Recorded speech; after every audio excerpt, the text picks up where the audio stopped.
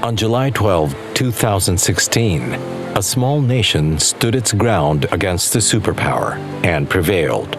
Scarborough Shoal lies in the heart of the West Philippine Sea. The West Philippine Sea lies within our 2.2 million square kilometer exclusive economic zone.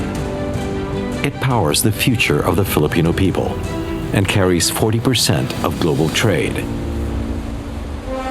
In 2012, Philippine and Chinese vessels faced off at Scarborough Shoal after China blocked the arrest of its fishermen, leading to a standoff, a confrontation that led the Philippines to The Hague, where principle triumphed over power. There is no 9-dash line. The West Philippine Sea is the inheritance of the Filipino people. This is our mana. This is the way forward.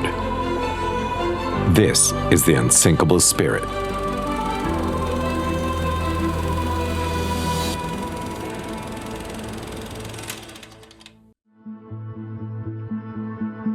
Victory was declared in 2016, but mana endures only through presence. Sovereignty does not live on paper alone, but in every Filipino who must stand watch. 10 years after the arbitral ruling, the question is no longer whether the Philippines won. It is what this victory now demands of a nation entrusted with mana. The tribunal affirmed that the 9-dash line does not override Philippines' sovereignty over its territories and its sovereign rights within the 200 nautical mile exclusive economic zone, creating a legal foundation that now shapes international policy, including the Code of Conduct in the South China Sea. This episode follows how that victory moved beyond the courtroom, carried by fisherfolk, citizens, and a new generation determined to defend our seas, protect our mana, and keep the promise of the West Philippine Sea. The tribunal said that the 9-dash line cannot prevail over our exclusive economic zone. We have a full exclusive economic zone of 200 nautical miles from our archipelagic baselines, unimpaired by China's 9-dash line. In 2016, we won a landmark case that all academies, military academies, universities are studying it. UNCLOS, in the parlance of common people, is about the rights. The contributions that we gave to the world basically would be lawfare. The value of the arbitral ruling is provides us a basis for the laws that we pass. For example, the Maritime Zones Law and the Archipelagic Sea Lanes Law. It allows us a control of the narrative when we deal with China, particularly when confronted with yung manufactured legal basis nila. Rafaela David, convener of the Atin Ito coalition, carries a simple but powerful message. The West Philippine Sea is a shared responsibility of every Filipino. Atin Ito reminds us that defending what is ours does not begin at sea. It begins with the will of the people to stand together and say, Atin Ito. In 2012, President Benigno Aquino III formally named the West Philippine Sea to assert the Philippines' exclusive economic zone. And we were really thankful because the president back then, si President Noynoy Aquino, passed an administrative order na gawin siyang West Philippine Sea. The West Philippine Sea is not just a national concern. 1/3 of global trade passes through it. Trillions of dollars move across these waters each year. Whenever a country stands in a responsible way and persists in asserting rights, not just for itself, but for the sake of others who want the rule of law, and does it despite difficulty with restraint, not just saber-rattling or what, I think I would believe, and there's enough evidence in terms of feedback, that our standing in the world has gone up. Paeng David, together with a band of concerned citizens made up of fisherfolk, activists, artists, public servants, and retired military launched the Atin Ito coalition, which held various expeditions to the West Philippine Sea. Among this was to Scarborough Shoal in May of 2024. Para sa kabataan, ang West Philippine Sea symbolizes our future. Nung nagkaroon ng pag-imbita ang Atin Ito coalition, yan sila Ate Paeng, sila Kaed, hindi ako nagdalawang isip na sumama sa misyon. Unang-una, yun naman talaga ang puso ko. Nasa mangingisda ang puso ko, kaya ano pa man, nasabi nila yun, natatakot ba ako or kailangan ba may takot sa puso mo? And so, on May 14, 2024, the Atin Ito coalition launched an expedition to Scarborough Shoal to assert and celebrate the UNCLOS victory. PRRM has spent over 7 decades in rural development. We were biased in favor of farmers, and the fisherfolk told us, food is not just rice, it is also fish. The Philippines is more than 300,000 square kilometers of land. Our exclusive economic zone is 2.2 million square kilometers. We are the 15th largest fishing nation in the world. The Philippines is a maritime and archipelagic nation, or MANA. Mana natin ito. We must defend it. 2016 arbitral ruling is very helpful. It really gave a concrete decision that the 9-dash line has no basis. The EEZ, the 200 nautical miles covered by the EEZ of the Philippines, is ours. And we have sovereign rights to the claimed islands that we have occupied. And our victory with the UNCLOS is mas naging knowledgeable yung mga sundalo nating na-deploy doon. Mas lalong napatatag yung assertion natin na atin talaga to. You go to the Freedom Land. Freedom Land, that's the Kalayaan Island group. Pag-asa is about 40 hectares. It's the biggest island in the Kalayaan Island group, which we call Kalayaan now, Kalayaan Municipality. So it's much better if we're going to talk, we talk all together. And that's what happened during the 2002 Code of Conduct.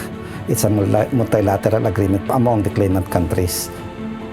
I hope this can be settled through diplomatic means.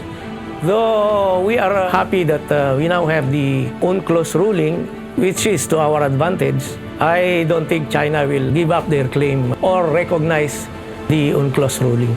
Let them know that this has been ours ever since, that the Marines have been there ever since. We never left that area. And we hope now that it has gained international attention, they should be proud that we called Filipinos fighting for their own sovereignty and territory. We are here to ensure that the people can live freely without any harassment, be it internal or external. West Philippine Sea is ours. It is our future, so we have to defend it. It's all about the Filipino people being first. The 10th year anniversary of the victory of the South China Sea arbitration. The unsinkable spirit. Atin ang West Philippine Sea. This is our mana. This is the way forward. This is the unsinkable spirit.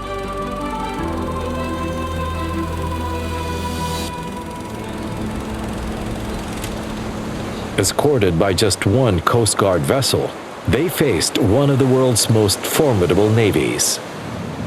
To struggle might not lead to immediate and dramatic results, but for people to react and say, I must do something about this, that for me is that is the capital. Yun ang puhunan na dapat huwag mabawasan.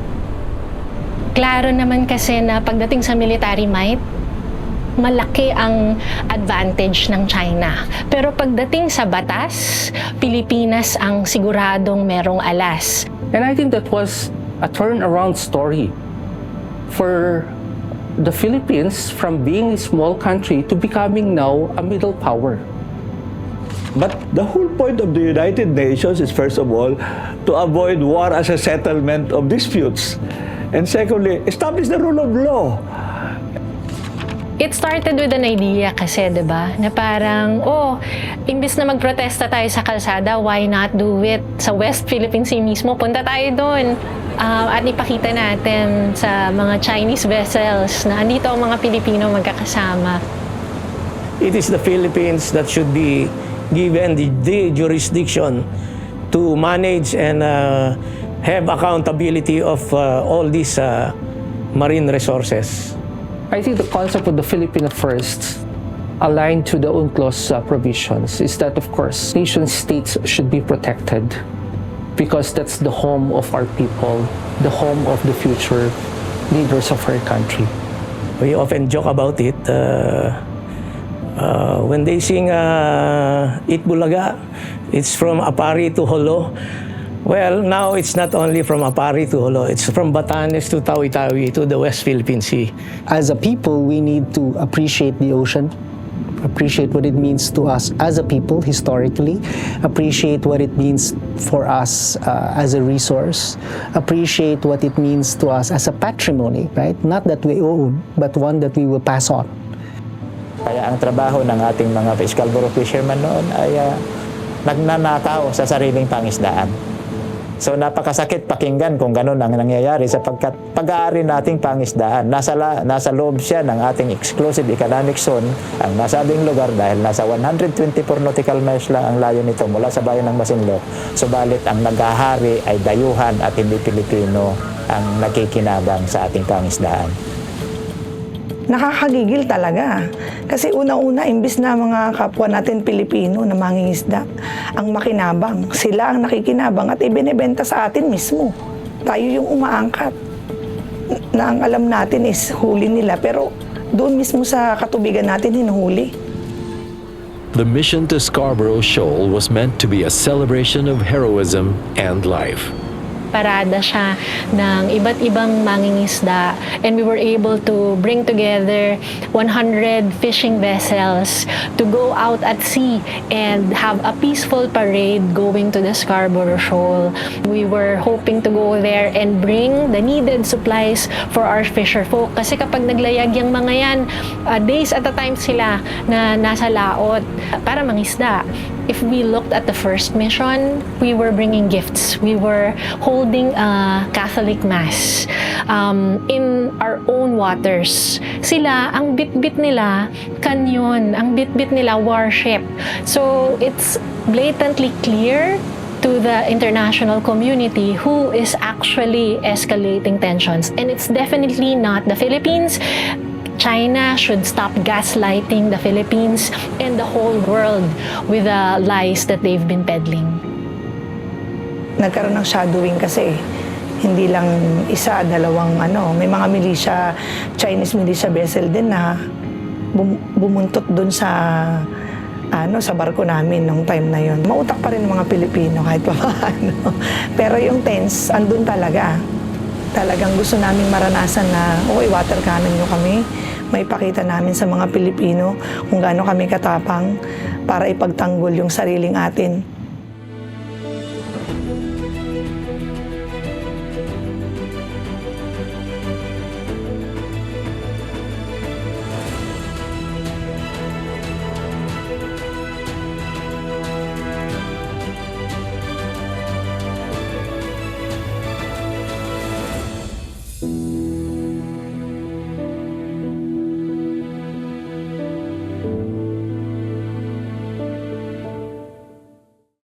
Welcome to the first ever roundtable discussion on the Philippine Blue Economy, jointly sponsored by the FVR Legacy Initiative and the Philippine Rural Reconstruction Movement. The ocean is more than just water. It's the lifeblood of the Philippines. But how do we protect it while ensuring sustainable growth? The Philippines' ocean-based industries contribute an estimated 7% to the country's GDP, generating jobs in fisheries, aquaculture, maritime transport, tourism, and energy. These sectors sustain millions of livelihoods, but they also face growing challenges from climate change, overfishing, and pollution. A 2017 joint study by the World Bank and the United Nations Department of Economic and Social Affairs highlights the blue economy's potential to increase long-term benefits for coastal communities. It states, the blue economy concept seeks to promote economic growth, social inclusion, and the preservation or improvement of livelihoods, while at the same time ensuring environmental sustainability of the oceans and coastal areas. The World Bank defines the blue economy as the sustainable use of ocean resources for economic growth, improved livelihoods, and ecosystem health.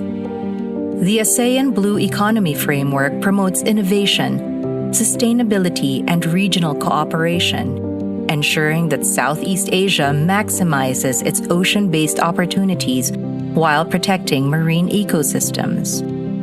The Changwon Declaration reinforces the need for inclusive and resilient blue economy strategies, strengthening ocean governance, adapting to climate change, and safeguarding marine biodiversity. With the proposed Blue Economy Act, the Philippines is taking bold steps toward developing policies that will secure our marine industries, drive sustainable economic growth, and protect our oceans for future generations. We cannot rely on Congress alone. Much still needs to be done. Let us help build a governance structure that can balance competing interests, address plastic waste pollution of our seas, and the negative effects of climate change. Our oceans are our future. Together, let's build a sustainable blue economy, one that supports people, the planet, and prosperity.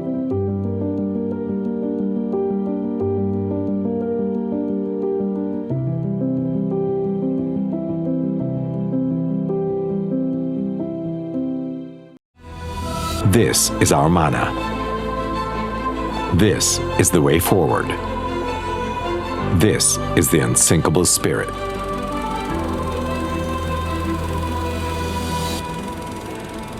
In Filipino culture, mana means inheritance, a trust passed from one generation to the next.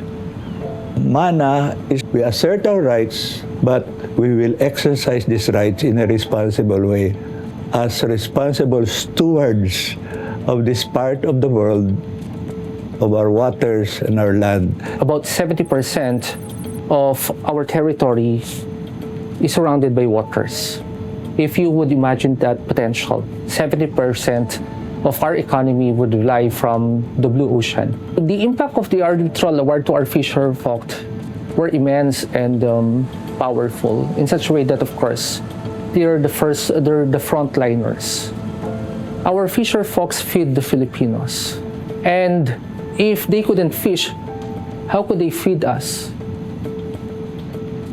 If you look at the West Philippine Sea issue, ang pinag-uusapan natin dito is food security, our energy security. As the mission to Scarborough Shoal went ahead, it was a small band of Filipinos who thought of standing up to one of the world's superpowers. The Atin Ito missions were about presence. Standing up to China is not without risk to them, especially kasi kabuhayan nila yun eh. At umuo sila na sumama sa mission dahil alam nila na mas malaki yung laban at hindi lang ito yung bawat araw na pangingisda nila. Ito yung mas pangmatagalan na mapapanatili ba nating tayo ang may karapatan dito sa Scarborough Shoal. Yung second mission naman, kami yung nasa advance mission na kung saan isa ko pong babae na nandoon sa bangka. At that time, yung Chinese Navy nila, nilapitan na rin kami, yung bangka namin. Paglapit nila sa amin, siguro yung mga kasama namin, pinakita lang naman talaga yung karaniwang ginagawa ng mga isda. Makita mo yung yung demeanor ng mga fishing boat captains, yung determination nila na to go through that mission knowing na 100% probability ang babangga sa kanila Chinese Coast Guard. And when they performed that mission in May 15 of last year, there were actually 40 plus Navy, Coast Guard, and militia vessels nag-aabang sa kanila. And yet they went without hesitation. And yet, yung sense of pinagsama-samang katapangan ng volunteers, fisherfolk, and even members of the media, it really showed to China na hindi tayo magpapabuli. Tuloy lang tayo kahit meron pa siyang blockade ng Chinese vessels and ships doon. It pays to be calm because you can decide better.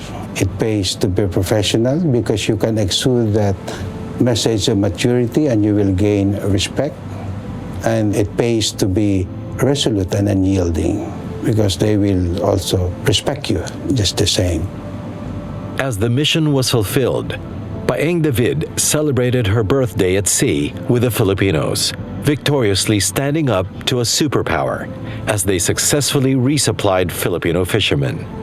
If I can celebrate my birthday in the West Philippine Sea at hindi ako mapipigilan ng China, sa tingin ko panalo yon.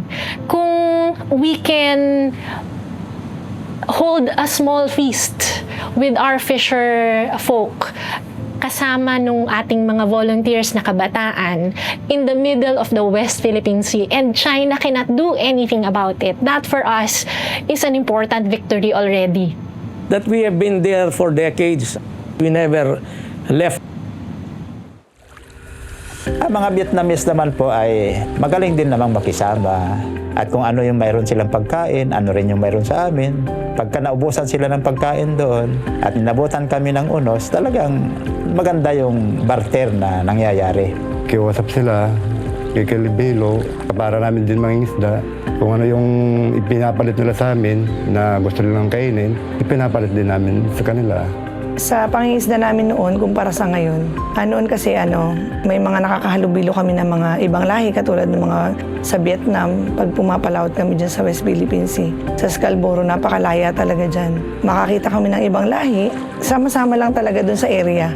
Wala po kaming nakita na nambubuli sa amin. Maliban sa mga nangyari noon sa mga China, na talagang mula nung nagkaroon ng tensyon at nagkaroon nga ng standoff dahil doon sa mga ganong pangyayari. Yung mensahe ko lang sa gobyerno na gusto ko lang na may paglaban nila para sa mga kabataan na mayroon pang generation na mangingisda, na mayroon pa silang maasahan na hanggang sa paglaki nila, mayroon pang marami pang makukuha ng isda. This is our mana. This is the way forward. This is the unsinkable spirit.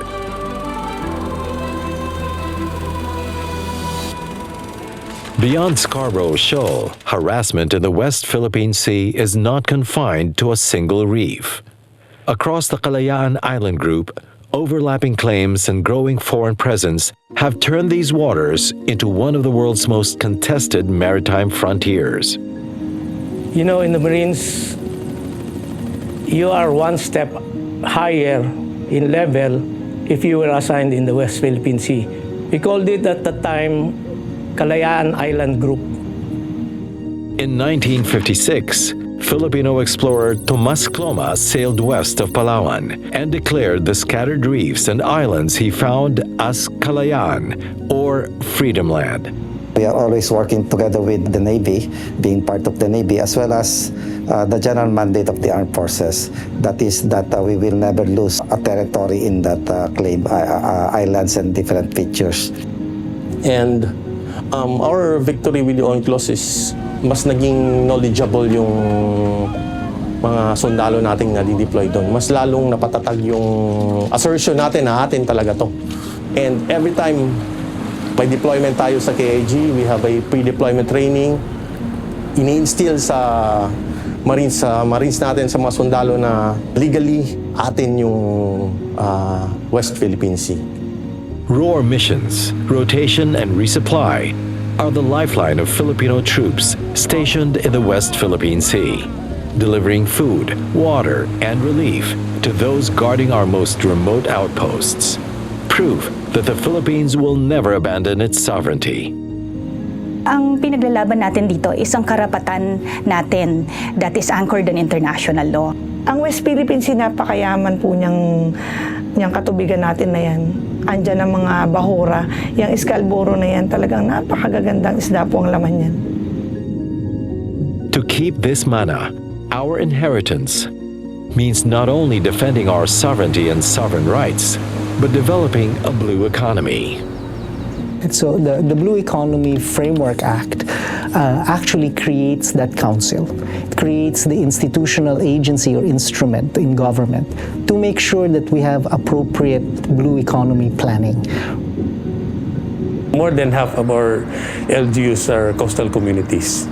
They practically cover the whole area of the Philippines more than our security forces. We need to secure so that we can enjoy the resources that would spur economic growth. If you have a comprehensive land use plan, you should have a comprehensive maritime use plan.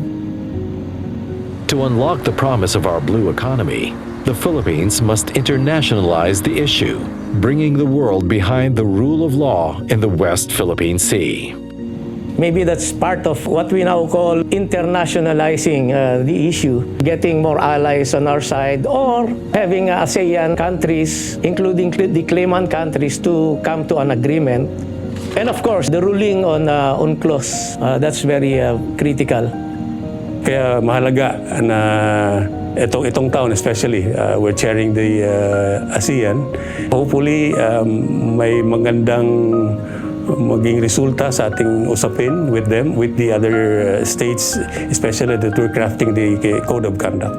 But we can continue to make use of this forum, of this grouping as ASEAN, because it may not be an enforcement force, but rather it could be more of a political and diplomatic pressure group that would compel compliance to norms and international law. Anong laking bagay na mamulat yung mata ng mga kabataan dun sa klase ng panghaharas at pambubuling ng China. We were really thankful because the international community took notice. Which, by the way, the fisherfolk told me when I asked them, okay ba ginagawa namin? O baka tingin nyo, sumisikat lang kami, kinakawa. Sabi niya, which they meant, alam nyo, talaga naman dati may problema dati. Wala naman pumapansin eh. The fact na pinansin nyo kami at pinansin ng iba, hindi agad solusyon pero malaking bagay. Helping our Filipino people to ensure that they can fish in that area without being harassed. And we are there to help the Filipino people. Well, yun nga, no? Itong nangyayari dito, itong mga ICAD na tinatawag natin, no? Illegal, coercive, aggressive, deceptive actions that are done towards us actually affects each and every Filipino. Pag hindi makapangisda ang ating mga mangingisda, mahal ang bilihin, no? Sa ating mga palengke.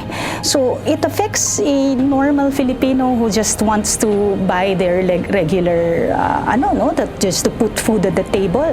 There is only one word that can best describe yung feeling ng China when we went to Scarborough last year and they deployed 40 vessels to face us. And that word is fear. Filipinos rising up against them. Hindi lang ito laban ng AFP at laban ng Coast Guard at ng BFAR, ng DFA. Ito ay laban ng bawat mamamayang Pilipino. West Philippine Sea is ours. It is our future and we have to defend it. The West Philippine Sea. West Philippine Sea! Atin Ito! West Philippine Sea! Atin Ito! Now West Philippine Sea! Atin Ito! Ito ang mana natin. What happens next is our promise to keep. We have to keep fighting for what is ours. Atin ang West Philippine Sea.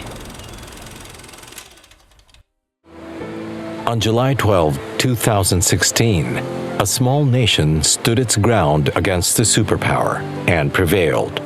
Scarborough Shoal lies in the heart of the West Philippine Sea. The West Philippine Sea lies within our 2.2 million square kilometer exclusive economic zone.